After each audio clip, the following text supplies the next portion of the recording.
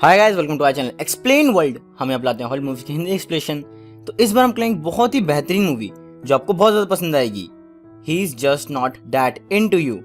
ये मूवी 2009 में रिलीज हुई रोमांस कॉमेडी मूवी है। इसे IMDb ने 6.4 की रेटिंग दी है। इसे 85% लोगों ने लाइक किया है। इसके डायरेक्टर थे केन क्वापिस। इसका बजट $40 मिलियन का था और इसका बॉक्स ऑफिस रहा $178.9 मिलियन का।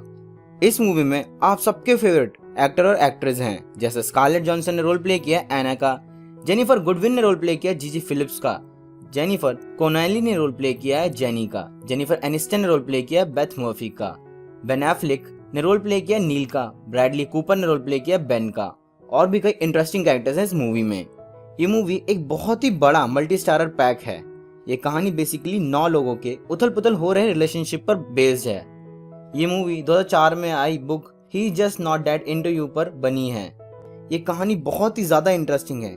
इसमें अलग अलग तरह के रिलेशनशिप हैं, तो क्या पता आपको आपका रिलेशनशिप भी इसमें नजर आए। कहानी की शुरुआत से पहले चैनल को सब्सक्राइब करें, वीडियो पसंद आए तो लाइक करना और आपके फीडबैक के लिए कमेंट बॉक्स तो है ही। So now let's begin the story. कहानी की शुरुआत होती है एक 5 साल की बच्ची से, जिसे एक लड़का धक्का देकर चला जाता है। फिर वो बच्ची रोते हुए अपनी मॉम के पास जाती है और पूछती है कि उसने मेरे साथ ऐसा क्यों किया। तब उसकी मॉम कहती है कि उसने ऐसा इसलिए करा क्योंकि उसका तुम पर क्रश है। और फिर कहानी के बैकग्राउंड में से एक वॉइस आती है जो बताती है कि हमें बचपन से लेकर जवानी तक ये सिखाया जाता है कि सामने वाला अगर तुम्हारे सामने अजीब बिहेव करता है या इंटरेस्ट शो नहीं करता, इसका मतलब वो इंटरेस्टेड है। बल्कि हमें शुरू से ही साफ साफ क्यों नहीं बताया जाता कि ऐसा नहीं है। अगर सामने वाला तुम में इंटरेस्ट शो नहीं करता, इसका मतलब है कि वो इंटरेस्टेड नहीं है। अब यहाँ से शुरू होती है 9 लोगों की रोमांटिक प्रॉब्लम्स की कहानी। कॉर्नर नाम के रियल एस्टेट एजेंट के साथ जीजी डेट पर आई हुई है। उसे कॉर्नर पहली ही नजर में बहुत क्यूट लगता है। जीजी अपने पूरे मन से चाहती है कि कॉर्नर और वो एक रिलेशनशिप में आ जाएं। कॉर्नर इस डेट को एक कैजुअल मीटिंग समझकर आया है। इनकी ये डेट खत्म होने के बाद कॉर्नर प्यार से जीजी को बाय कहता है और फिर वो अपनी गर्लफ्रेंड एना को कॉल करता है। एना एक सुपरमार्केट में होती है। उसके जस्ट आगे बेन नाम का शख्स खड़ा होता है। कैश काउंटर पर एना को पता चलता है कि वह हैंडी मार्ट की 1000 लकी कस्टमर बन गई है। वो ये जानकर बहुत ही ज्यादा एक्साइटेड हो जाती है। फिर बेन और एना बातें करने लगते हैं। एना से बातें करके बेन को पता चलता है कि वो एक योगा इंस्ट्रक्टर है और उसे गाना गाने का शौक है।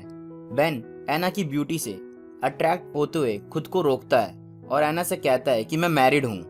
बेन एना को बता चुका है कि वो उसके सिंगर बनने का सपना पूरा करा सकता है, इसलिए एना उसका कार्ड ले लेती है। फिर बेन अपने फ्रेंड नील के साथ घर चला जाता है। नील 7 साल से बेथ के साथ एक लिविंग रिलेशनशिप में रह रहा है। बेथ नील को बताती है कि उसकी छोटी बहन शादी कर रही है। बेथ की सारी सिस्टर्स की शादी हो चुकी है और वो भी ईगरली नील से शादी करना चाहती है, पर नील शादी में बिलीव नहीं करता। नील का मानना है कि साथ रहने और प्यार करने के लिए शादी करना जरूरी नहीं है। हम अभी साथ में हैं, खुश हैं और इससे ज्यादा जीवन में क्या चाहिए। लेकिन बेथ शायद नील से सहमत नहीं है। आगे हम देखते हैं कि जीजी अपनी फ्रेंड और कोवर्कर जेनी से मिलने आई है। जीजी कॉर्नर के फोन का वेट कर रही है। तब जेनी उसे अपना एग्जाम्पल देते हुए कहती है कि जब मैं बेन से मिली थी तब उसने भी मुझे 11 दिनों तक कॉल नहीं किया था और आज वो मेरा हस्बैंड है। टेंशन मत लो, कॉर्नर कॉल करेगा। तभी एक क्वेश्चन आता है कि if he is not calling you. फिर एक प्रिटी लेडी आती है और वो कहती है कि अगर तुम्हें वो कॉल नहीं करता तो तुम करो, पर तुम्हारे बार बार कॉल करने से वो शायद तुम्हें पागल समझे जो तुम नहीं हो। ये कहानी एक तरह के रिसर्च पर है, तो आपको ऐसे कई सारे क्वेश्चंस आगे मिलेंगे। कहानी में आगे जीजी को कोई कॉल्स नहीं आती। जीजी फिर ये बात जेनी को बताती है। वहीं बेथ भी काम कर रही होती है। बेथ जीजी को एडवाइस देती है कि अगर तुम्हें कोई कॉल नहीं आ रही तो तुम कॉल करो। मेरे रिलेशनशिप में भी ऐसा ही हुआ था। फिर जीजी कॉर्नर के लिए मैसेज छोड़ती है और उसकी कॉल्स का वेट करती है। फिर वो एक बार में ये सोचकर चली जाती है कि उसे वहां कॉर्नर मिल जाएगा, लेकिन उसकी मुलाकात एलेक्स से होती है। वो उस बार का ओनर होता है। एलेक्स उसे पूछता है कि तुम किससे मिलने आई हो। जीजी बताती है कि मैं कॉर्नर से मिलने आई हूँ। एलेक्स कहता है कि कॉर्नर मेरा बहुत अच्छा दोस्त है, लेकिन वो आज नहीं आने वाला। तुम कहो तो मैं उसे बुला सकता हूँ। जीजी मना करती है। फिर वो झूठ बोलती है कि वो कॉर्नर का पेन लौटाने आई है। एलेक्स जीजी का ये झूठ पकड़ लेता है। फिर एलेक्स जीजी से बात करता है और सारी बातों को समझता है। सब जानने के बाद वो जीजी को समझाता है कि तुम जैसा सोच रही हो कॉर्नर के दिल में तुम्हारे लिए ऐसा कुछ भी नहीं है। जीजी कहती है लेकिन मेरे फ्रेंड्स के साथ तो ऐसा ही हुआ था और आज उनके रिलेशनशिप सक्सेसफुल हैं। तब एलेक्स जीजी की बात को काटते हुए कहता है कि ये एक दो एक्सेप्शन होते हैं, बल्कि नॉर्मली अगर तुम्हें कोई कॉल नहीं करता इसका मतलब साफ है कि वो तुम में इंटरेस्टेड नहीं है। वो जीजी को समझाता है और लड़के कैसे रिस्पॉन्स करते हैं एक रिलेशनशिप में ये बताता है। जीजी फिर अगले दिन अपने फ्रेंड्स को ये सब बातें बताती है। वो ये भी कहती है कि जो भी हम एक दूसरे के रिलेशनशिप एक्सपीरियंसेस सुनते हैं इसका कोई रिलेशन नहीं है हमारे होने वाले या आने वाले रिलेशनशिप से। हम इनको कंपेयर करके विश्वास करने लगते हैं, और अगर तुम्हारे साथ तुम्हारा पार्टनर शादी के लिए डिले कर रहा है इसका मतलब ये नहीं कि वो तुमसे शादी करेगा, इसका मतलब साफ है कि वो तुमसे शादी कभी करना ही नहीं चाहता। ये जब बेथ सुनती है तो उसे हर्ट होता है। फिर वो इस बात को अपने रिश्ते पर अप्लाई करने लगती है। ब्यूटी पार्लर में एना अपनी फ्रेंड मैरी को बेन के बारे में बताती है। वो कहती है कि उसकी बातें जादुई थी, वो बहुत ही चार्मिंग था। मुझे पता है कि वो मैरिड है पर फिर भी मैं उसके बारे में सोच रही हूँ, मुझे पता नहीं क्या हो गया है। मैरी कहती है कि मेरे डैड की कंपनी में एक आदमी काम करता था, उसकी शादी को 15 साल हो गए थे, लेकिन एक दिन चर्च में वो एक लेडी से मिला और उसके प्यार में पड़ गया। उसने मेरे डैड को भी इस बारे में बताया था। फिर उसने अपनी वाइफ को डिवोर्स दे दिया और उस लेडी से शादी कर ली। अब उसकी शादी को 22 साल हो गए हैं और वो ज़्यादा खुश है। एना को ये सुनकर कॉन्फिडेंस आता है। फिर वो बेन को कॉल करती है, लेकिन बेन उसमें इंटरेस्ट नहीं दिखाता। फिर एना कॉर्नर के पास जाती है कुछ क्वालिटी टाइम स्पेंड करने। अगले सीन में बेथ घर आते ही नील पर गुस्सा करने लगती है। वो कहती है कि नील, तुम अच्छे बनने का ढोंग करते हो, तुम मुझसे तब तक बात मत करना जब तक हम शादी नहीं कर लेते। नील पोलाइटली कहता है कि मैं शादी में बिलीव नहीं करता। बेथ भड़कते हुए कहती है कि सब बकवास है, तुम जैसे आदमी ही कहते हो कि हम शादी में बिलीव नहीं करते और फिर 24 साल की लड़कियों से शादी कर लेते हो। नील बेथ से पूछता है कि ये फितूर तुम्हारे दिमाग में किसने भरा। बेथ नील से लास्ट टाइम पूछती है कि क्या तुम मुझसे शादी करोगे या नहीं। नील शांत रहता है और कुछ नहीं कहता। बेथ उसके साइलेंस को समझते हुए नील से ब्रेकअप कर लेती है। इसके बाद एक क्वेश्चन हाईलाइट होता है जिसमें होता है if he is not marrying you. तब दो लेडी आती हैं और वो बताती है कि आदमी शादी ना करने के बहाने ढूंढता है और ब्रेकअप होने के बाद ऐसा प्रेटेंड करता है कि जैसे सबसे ज्यादा दुख उन्हें ही होता है। कहानी में आगे बेन एना को कुछ दिनों बाद कॉल करता है और उसकी करियर में हेल्प करने के लिए अपने ऑफिस में बुलाता है। पीछे से बेन की वाइफ जेनी आती है जो कि बहुत एक्साइटेड और टेंस्ड है घर के रिनोवेशन को लेकर। वो बेन से बात करके कहती है कि अब हमें पेरेंट्स बन जाना चाहिए। जेनी की एक खास बात यह भी है कि उसे झूठ सुनना बिल्कुल भी पसंद नहीं है।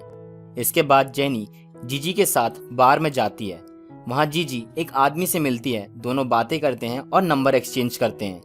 जीजी कहती है कि अगर ये इंटरेस्टेड होगा तो खुद कॉल करेगा। वो एलेक्स की बातों से बहुत ही ज्यादा प्रभावित हो चुकी थी। दूसरी तरफ मैरी का भी यही हाल है। मैरी एक लोकल गे न्यूज़पेपर की एडवर्टाइजिंग में काम करती है। वो भी बहुत से लोगों को ऑनलाइन डेट कर चुकी है, पर उसे ये सिस्टम समझ नहीं आता। उसे कभी भी सामने से पॉजिटिव रिस्पॉन्स नहीं मिला। फिर मैरी को कॉर्नर का कॉल आता है। वो कहता है कि मैं एना का दोस्त बोल रहा हूँ, क्या तुमने उससे कुछ बात की थी? मैरी कहती है हाँ। कॉर्नर एना के बिहेवियर को लेकर बहुत कंफ्यूज है। मैरी कभी कॉर्नर से रूबरू नहीं मिली है। आगे हम देखते हैं कि बेथ अपनी बहन की शादी की प्रिपरेशन कर रही होती है। तब उसकी सिस्टर उसे मोटिवेट करती है कि बेथ कोई बात नहीं, तुम्हारा ब्रेकअप ही तो हुआ है, कई बार लोग अकेले रहकर ज्यादा खुश रहते हैं, इतिहास गवाह है। बेन की लाइफ में एना की एंट्री हो गई थी। उसने उसे अपने ऑफिस में बुला लिया। बेन एना के लिए एक कॉन्टेक्ट नंबर ढूंढ रहा होता है जिसके थ्रू वो एना की सिंगिंग में हेल्प कर पाए। एना उससे पूछती है कि तुमने इतनी जल्दी शादी क्यों कर ली? बेन कहता है क्योंकि मेरी वाइफ जेनी ने मुझे 2 ऑप्शन दिए थे, या तो मैं उससे शादी कर लूं या हमारा ब्रेकअप हो जाए। दूसरी तरफ घर पर बैकयार्ड में जेनी को सिगरेट मिलती है जिसे वो हद से ज्यादा हेट करती है क्योंकि उसने अपने डैड को लंग कैंसर की वजह से खो दिया था। फिर एलेक्स को जीजी का कॉल आता है। वो एलेक्स से रिलेशनशिप टिप्स लेती है। एलेक्स भी उसे टिप्स देकर खुश होता है। इसके बाद एलेक्स कॉर्नर के घर आता है और वो देखता है कि कॉर्नर अपने आने वाले क्लाइंट्स के लिए जैसा दिखने की कोशिश कर रहा होता है, जो कि उसके लिए बहुत ही ज्यादा फनी होता है। बेन ने एना की योगा क्लास ज्वाइन कर ली है। बेन को भी एना अच्छी लगने लगती है। क्लास के बाद एना स्विमिंग पूल के पास बेन से फ्रेंडशिप कर लेती है। इसके बाद बेन घर आता है। जेनी बेन से सिगरेट्स के बारे में पूछती है, तब बेन जेनी को झूठ बोलता है कि वो सिगरेट्स उसकी नहीं है, बल्कि वो तो वहाँ हाउस रेनोवेशन में काम करने वाले वर्कर्स पर इल्जाम लगाता है। बेन बहुत इनोसेंट प्रिटेंड करता है, जिस वजह से जेनी उस पर शक नहीं करती। अगले दिन बेन अपने फ्रेंड नील से मिलने जाता है, जो आजकल अपनी बोट पर ही रह रहा होता है। वो दोनों बेथ के बारे में बातें करते हैं।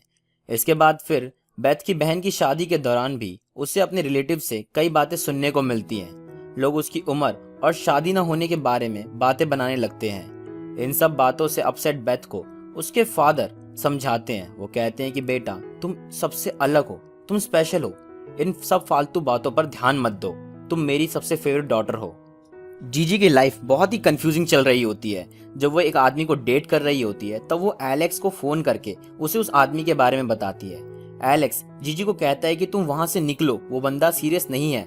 फिर जीजी एलेक्स से एक बार में मिलती है। दोनों फिर रिलेशनशिप्स के बारे में बातें करते हैं। जीजी उससे पूछती है कि तुम मुझसे इतनी सारी बातें क्यों करते हो और मेरे आंसर्स क्यों देते हो। तब एलेक्स कहता है, मैं तुम्हें लाइक करता हूँ, पर उस वे में नहीं जिस तरह तुम चाहती हो। इसके बाद जेनी अपने घर पर वर्कर्स के इंचार्ज जेवियर से पूछती है कि क्या कोई वर्कर स्मोकिंग करता है। जेवियर अपने वर्कर्स को लेकर श्योरिटी देता है कि उनमें से कोई भी स्मोकिंग नहीं करता। जेनी को उसके सवालों का जवाब अभी भी नहीं मिला होता। फिर एना जब कॉर्नर की पार्टी में से जल्दी निकल जाती है, तब एक कपल कॉर्नर से पूछता है, क्या तुम्हारे और एना के बीच में सब सही है? तुम लोग साथ में नहीं सो रहे हो क्या? कॉर्नर कहता है, पता नहीं, आजकल वो बहुत अजीब बिहेव करती है। उसी दौरान एक क्वेश्चन हाईलाइट होता है कि if she is not sleeping with you.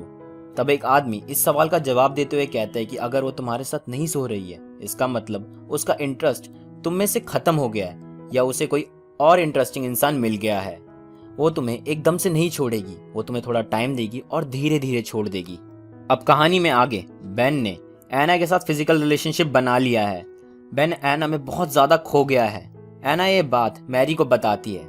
एना कहती है कि वो मेरे लिए अपनी वाइफ तक को छोड़ने को तैयार है, लेकिन हम एक दूसरे को अच्छी तरह नहीं जानते हैं। मैरी उसे मोटिवेट करते हुए कहती है कि क्या पता यही तुम्हारा प्यार है। सच्चाई ये है कि मैरी की खुद की लाइफ में कोई लड़का नहीं है, पर वो एना को टिप्स पर टिप्स दिए जा रही है।